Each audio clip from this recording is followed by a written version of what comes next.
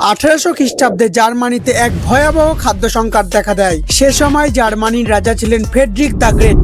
এই খাদ্যের সমস্যা মোকাবিলা করতে রাজা ফ্রেডরিক এক নতুন সমাধান খুঁজে বের করেছিলেন। তিনি চাইলেন মানুষ গম বা রুটির উপর নির্ভর কমিয়ে আলু খাওয়া শুরু করুক, কারণ আলু ফলানো সহজ এবং সস্তা। কিন্তু সাধারণ মানুষ আলু গ্রহণ করতে রাজি ছিল না।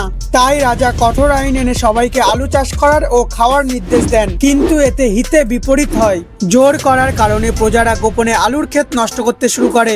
এই দেখে রাজা এক ব্যতিক্রমী সিদ্ধান্ত গ্রহণ করেন। তিনি ঘোষণা করেন আলু একটি রাজকীয় সবজি, এটি শুধুমাত্র রাজ পরিবারের সদস্যদের জন্য, সাধারণ মানুষ এটি ছোবে না। তিনি তার প্রাসাদের সামনে বিশাল জমিতে আলুর চাষ করলেন আর সেই আলুর ক্ষেত পাহারা দিতে বসালেন রয়্যাল গার্ড। এতে সাধারণ মানুষের মনে কৌতূহল জাগে। সেই কৌতূহল থেকেই সাধারণ মানুষ আলু চুরি করে আর সেখান থেকেই আলু ছড়িয়ে পড়ে সারা দেশে। এইভাবে রিভার্স সাইকোলজির মাধ্যমে জার্মানি খাদ্য সংকট থেকে মুক্তি পায়। লাইক, শেয়ার, সাবস্ক্রাইব করতে ভুলো না।